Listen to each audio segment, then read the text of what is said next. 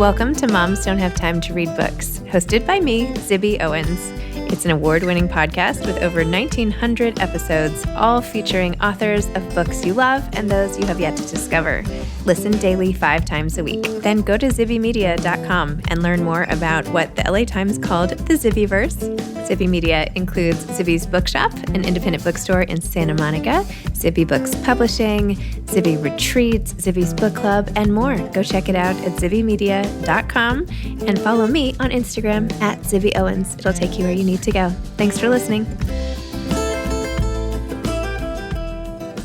Glory Edim is back on the podcast. She was on years ago, this time for Gather Me, a memoir in praise of the books that saved me. Glory is a literary tastemaker, entrepreneur, and advocate for diverse voices in literature. In 2015, she founded Well Read Black Girl, an online platform and book club dedicated to celebrating the works of Black women authors and creating a supportive online community for readers. Under Glory's leadership, WRBG, Well Read Black Girl has grown into a nonprofit organization, hosting events, book festivals, and author conversations that highlight the richness and diversity of Black literature. Her efforts have earned her accolades, such as the 2017 Innovators Award from the Los Angeles Times Book Prizes and the Madam C.J. Walker Award from the Hurston Wright Foundation. As an author herself, Glory has contributed to the literary landscape with her best-selling anthologies, Well Read Black Girl, Finding Our Stories, Discovering Ourselves, and On Girlhood, 15 stories from the Well Read Black Girl Library. Welcome, Glory. Thank you so much for coming back on Moms Don't Have Time to Read Books. Oh my gosh, so nice to see you again. Nice to see you as well. Thank you for having me. I was just saying that I want to pick this. This will be my January book club pick. I'm so excited. I'm obsessed with this book. It was so good. And I can't wait to talk to you more and have everybody read it, shout it from the rooftops. Oh, thank you. Oh my gosh. Okay, so Glory, tell everybody, Gather Me, a memoir in praise of the books that saved me. Tell everybody why you started writing the memoir, what it's about, the whole spiel. Oh, yes. Okay. So Gather Me is my memoir. It talks about all the books that I read throughout my life, especially when I was having challenging moments, when I was, experiencing issues with my mother. She was experiencing severe depression. When I was trying to figure out how to go into motherhood when I was a child, just really trying to find myself. So I think of it of almost like my history in books, all the things that I read to help me form my childhood perspective and also me as an adult, and there were so many things I reread and came back to time and time again. And so I found a way to document that journey in my book. And it was really, I would say like a life-changing experience, because I don't think most times we sit back and really look at our lives and all the choices we made or opportunities that came before us, and allowed me to really reflect on all those moments in my life. It's so good. There are so many passages that I marked. Can I read a few and maybe we talk about them a little bit? Okay, let's see. Page 18 and 19. Okay, this is about how you used to read with your brother, who is a huge character in this book. And I won't give things away, but you have a scene with him later in the book where you basically fix this giant problem and you're crying in the car all on the way to dealing with this, or you can share whatever you want. I don't just want to tell your story, but the relationship you have with your brother, I think, is one of these main through lines of the story. And as someone with a younger brother, oh my gosh. Anyway, just related to it. Maurice and I would huddle in the living room as they fought, meaning your parents, trying to distract each other with stupid games or our own little squabbles. When my father would stumble out of the house and my mother would weep in her room, when the silence in the house seemed to press down on us in a way that made us gasp for breath, I would pick up Maurice and put him on the beanbag, then climb in next to him, dragging the big yellow book of Bible stories along with me. For a moment, we'd just sit side by side, my brother's little shoulder pressed up against mine, feeling the way the beanbag settled to the contours of our bodies and swelled up around us, soft and supportive. Ready, I'd ask Maurice, and he'd nod in return, his big brown eyes locked onto mine. This is a book of true stories, I recited, doing my best imitation of my mother's soft, patient voice. It was my turn to teach someone to read. Oh, I love that. This is one of my first interviews talking about the book. So I'm trying to stay composed and not cry. I mean, me and my brother are extremely close, and he actually just got married. We had his wedding last month, and it's been amazing to just see how we've evolved and how our relationship continues to get stronger and stronger. But yes, like I used to read to him all the time. A lot of times, like he wouldn't even know what I was picking up. I would just like find something in the vicinity and just like use it to comfort him or just find ways to distract ourselves from what was going on around us. Like, as you mentioned, my parents had a challenging relationship, so moments of tension, agitation, sometimes fighting. And to distract ourselves from that, we would read together, we would go to our room, we would escape to the library. So I talk about that moment, that experience throughout the book. And I'm actually wearing a bracelet right now that says trust the journey. I don't know if you can see it, but my brother gave me that. He gave me that right before I started writing the book. And so we have like this, I don't know, I don't want to call it a special language, but a way that we can communicate and understand each other because we grew up in the same household and we understand how complicated it was and how vulnerable we felt with one another. But we always like continue to trust the journey. And now in adulthood, yes, those things were extremely hard, but we were able to endure and have a sense of resilience, a sense of hope. And we both, I'm proud to say, like, we have like really incredible lives and we've been able to really accomplish a lot despite the things we experienced in our childhood. So I really believe in this motto of like trusting the journey, writing your story, and just like seeing things through. I can't believe you picked that passage because that's like one of my favorite parts of the book. Just like me Aw. and my brother, just like being together and surviving it all together. Oh my gosh, I love that. There is something about how we go through all this stuff, and the only people who really get it are the siblings through it all, right? And I Yeah. know, I mean, it's just amazing. I interviewed somebody recently who had just lost a sister. Actually, Richard Powers had just lost his Mm. sister, and he was just saying like they had just been so close and gone through everything together that the fact that she passed away, and I was so worried reading your book. I was so worried your brother was gonna have passed away or something because I didn't know where it was going. Then I was like, Yeah. thank goodness you're like, we're still really close. And I was like, yes, thank God you told me that early on. Yes, yes, it was a good ending. And I mean, that thing about having, because outside of your parents, if you have a sibling that's like the person who knows you the longest, who understands your quirks, the nuances of your family dynamic, and I'm the oldest. Yep. He's Maurice is my middle brother. Then we have Yeah. a younger brother who's like 13 years apart. So our Yeah. dynamic is different too because I'm so much older. So me and Maurice are 5 years apart. So there there's just like a different relationship. And I'm close with all my siblings, but there's definitely a different relationship between Maurice and I. And because he also like followed in my footsteps, he went to Howard Yeah. like me. And like, he was just always attached to my hip growing up in a way that my youngest brother, he ended up going to boarding school. It was a little bit different. So Maurice and I had definitely have a special relationship. I couldn't believe when you said you would walk around holding Tunde because you basically had full responsibility for taking care of him when you were 13, and people would sort of look at you like shaking their heads as if you were the mom, and you kept being like, he's my brother. But He's my brother. Oh my goodness. Like that was a thing. So my youngest brother, like that big age gap of 13 years. And again, he was always with me. I was always like babysitting or, had that like older sister responsibility. I don't know if you've heard that saying, like the eldest daughter syndrome, where like the eldest daughter has to do all the things. Like she's like the manager of the house. That definitely applied to me because I had to really maintain our household when my parents were working. And with Tunde, my youngest brother, oh my goodness, like if I would go to cheerleading practice, he was right there with me, and people would make assumptions, I mean, now that I like look back, I don't say I understand, but like it seems so ridiculous that people would make that assumption, but that's the reality. People will project things; they have their own biases. And I just would make the correction, like, this is my brother. I love him immensely, but I'm not like a young mom. I'm right. just a sibling taking care of my brothers. And I just didn't want that judgment. That judgment felt like really like unfair and just, at times people would just make it ugly, make a thing that was like really pure and beautiful and make it ugly. People can be so Yeah. mean. People can be so mean. Oh my gosh. Well, anyway, I loved that aspect of the story. Okay, hold on. One more. I have so much. I could talk to you about like 8 million different things related to your story, but wait 1 second.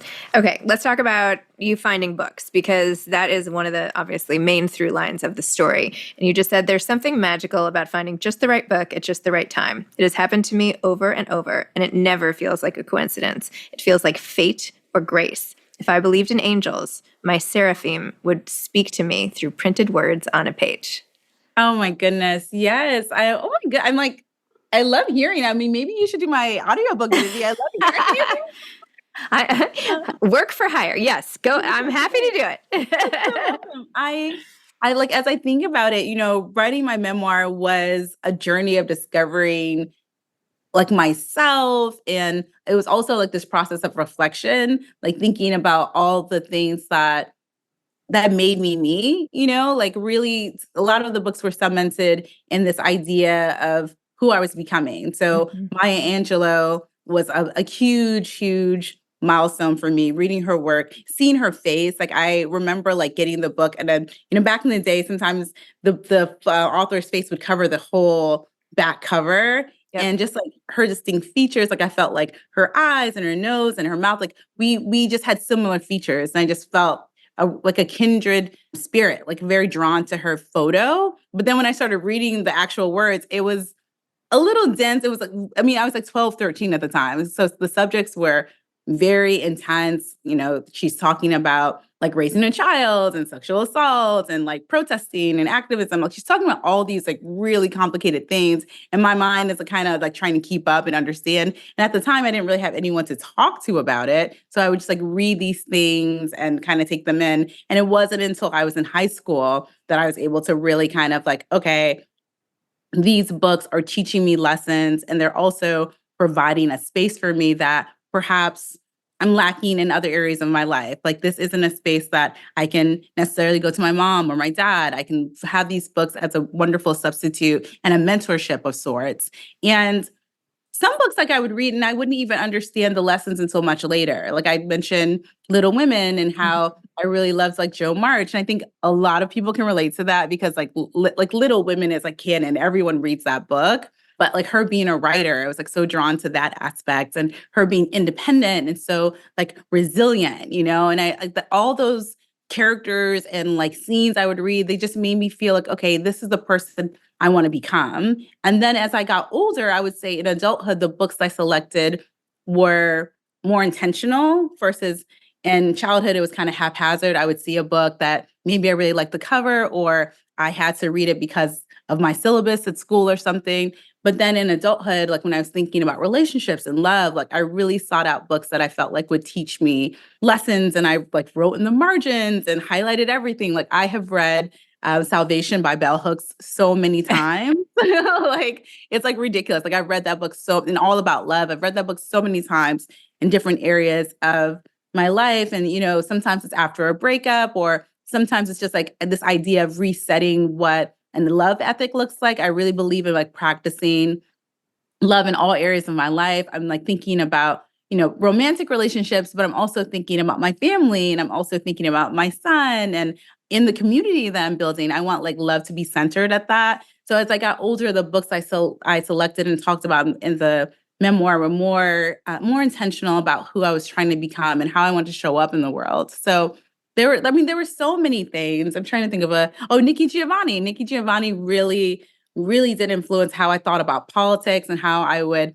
when I think about activism and being radical, like that, like she really shapes my viewpoint because she is just so forthright and so clear about her convictions. And she does that in her poetry, but she also shows up that way as professor. And like, I really was drawn to her work and how dynamic it was and how it didn't seem pigeonholed. She just wasn't doing one thing. Like she was able to really be multifaceted. And I felt like that for so many of the authors, they just had so much range and depth and so much beauty in their work that I could like kind of pick and choose what I needed to feed me. And I wrote about those different scenes and experiences to kind of share with people because I think people assume, because I did Well Read Black Girl that perhaps nothing, and when I say Well Read Black Girl, my organization, my literary organization, perhaps like nothing has ever happened to me. Like I've had book club members come up to me like, "Oh, you're so happy. Like you're always so happy." And I'm just like,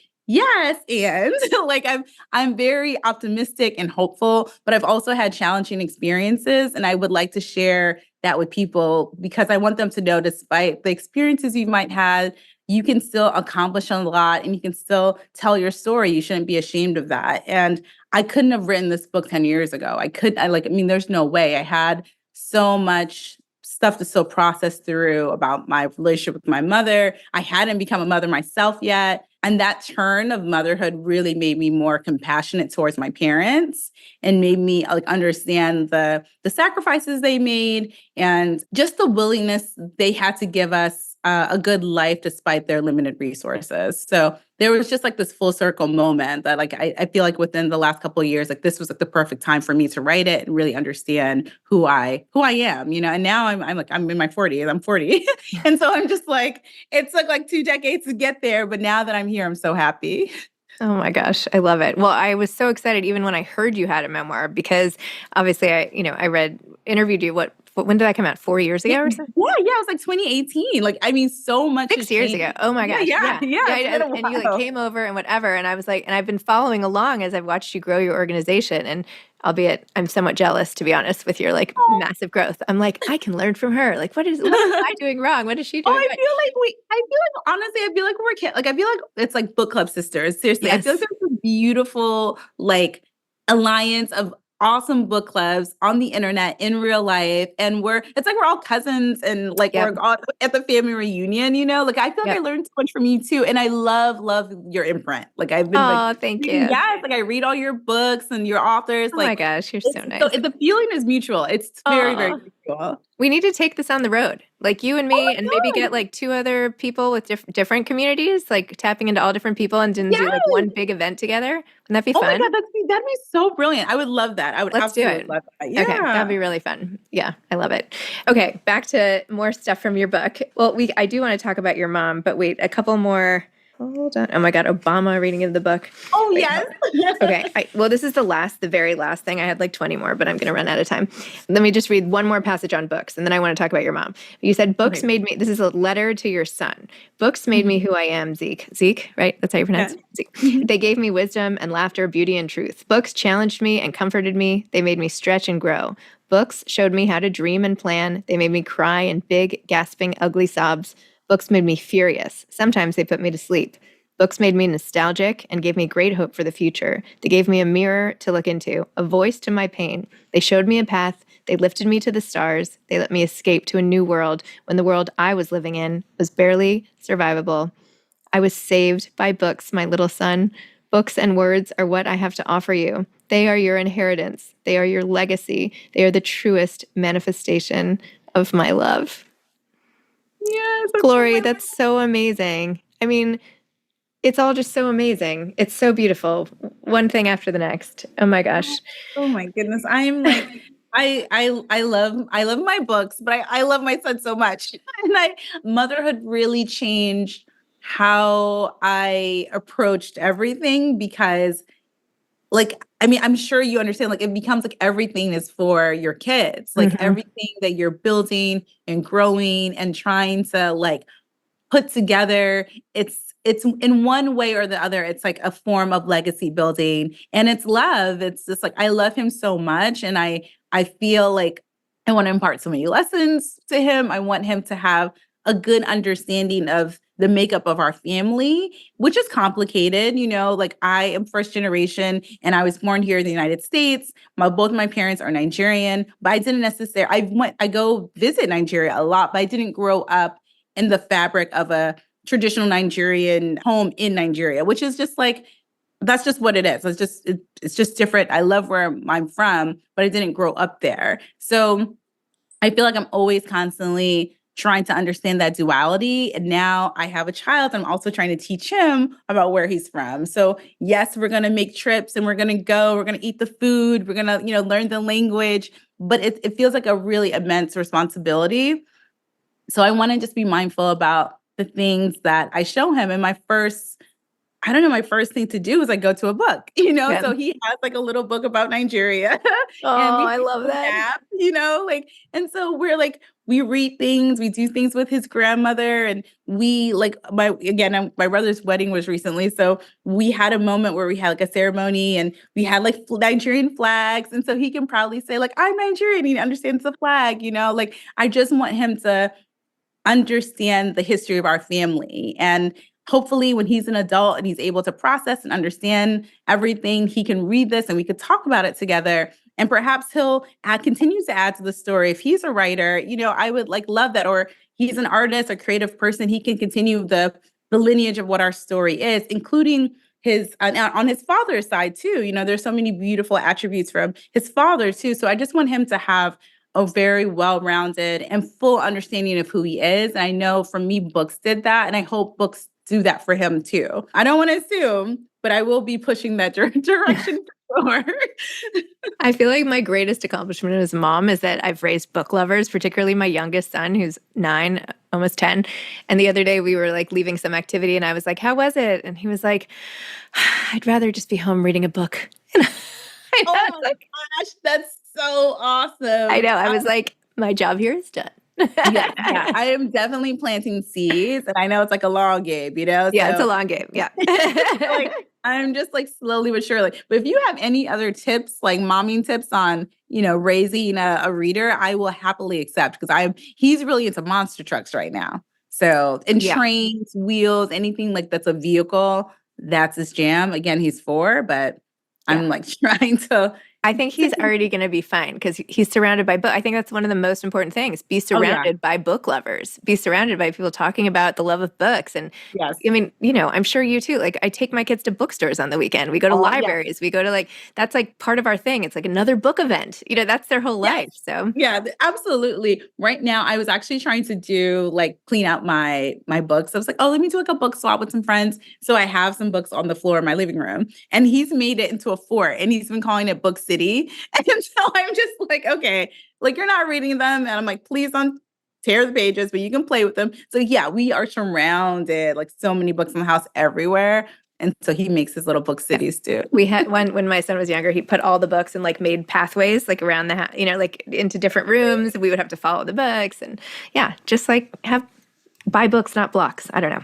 Anyway, right. I know I said I want to talk about your mom, which I do, but I also have to read this last passage. And then I promise I will stop reading from your book.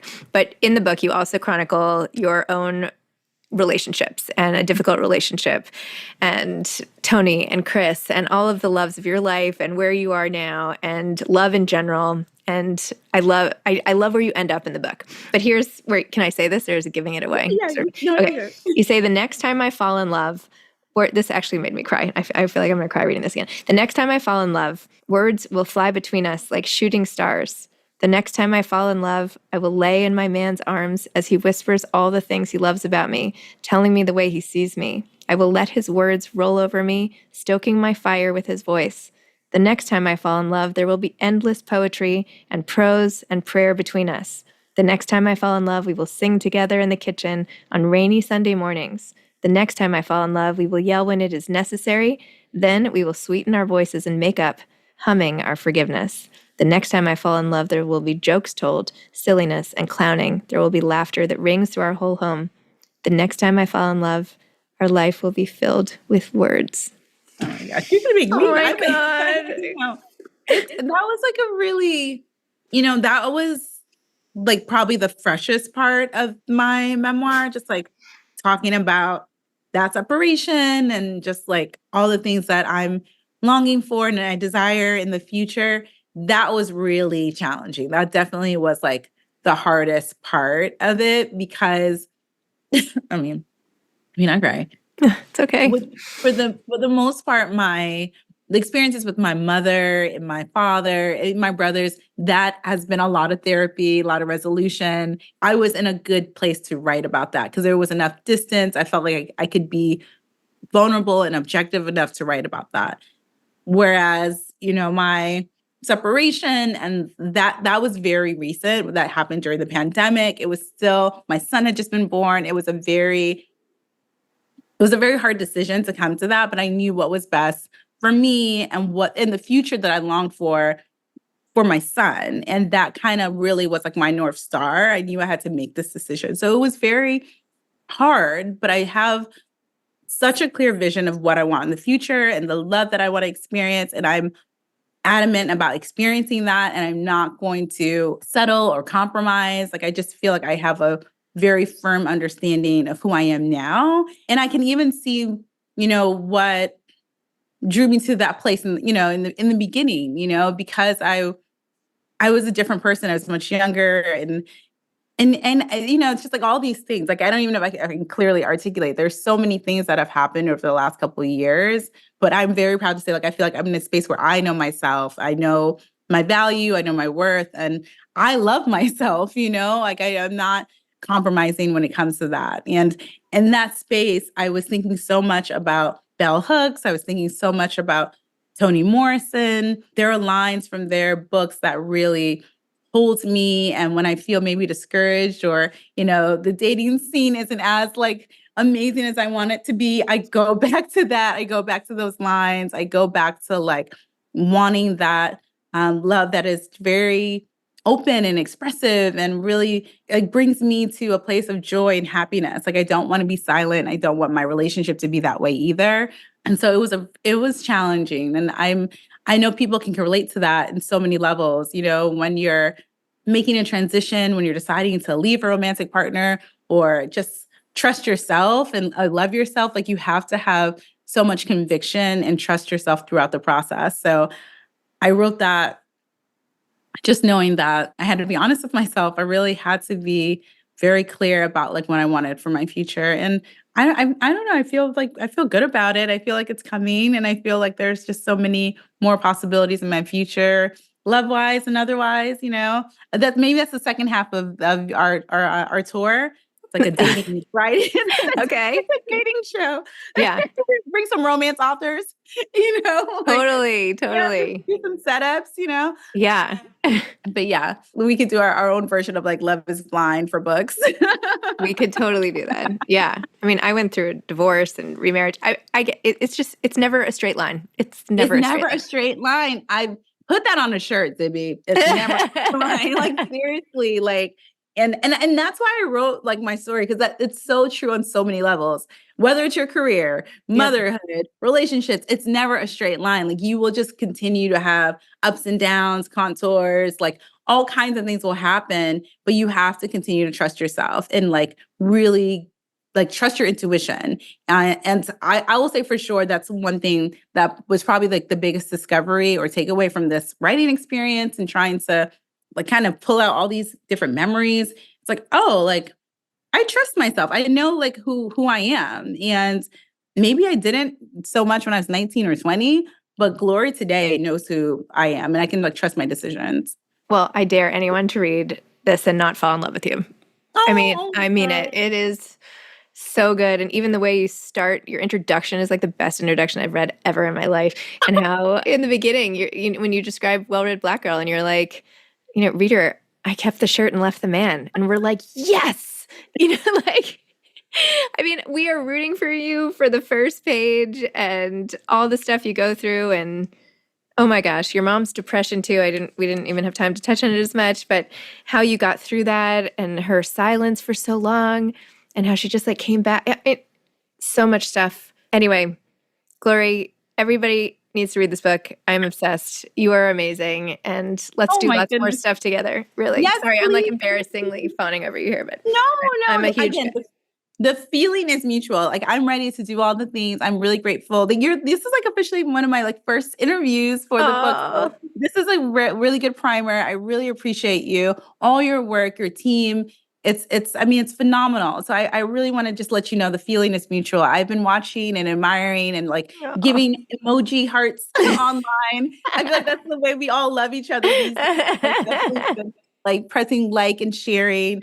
So thank you for this opportunity. And I can't wait for January. That sounds very exciting. And I'll come up to New York. Okay, amazing. We'll plan. Okay. To be continued. Okay. Yes. Thank you, Glory. All right. Good luck with everything. Thank you. Okay. Bye. Bye. Thanks for listening to Moms Don't Have Time to Read Books. If you love it, please leave a review and follow us on social at Zibby Owens and at Zibby Readers.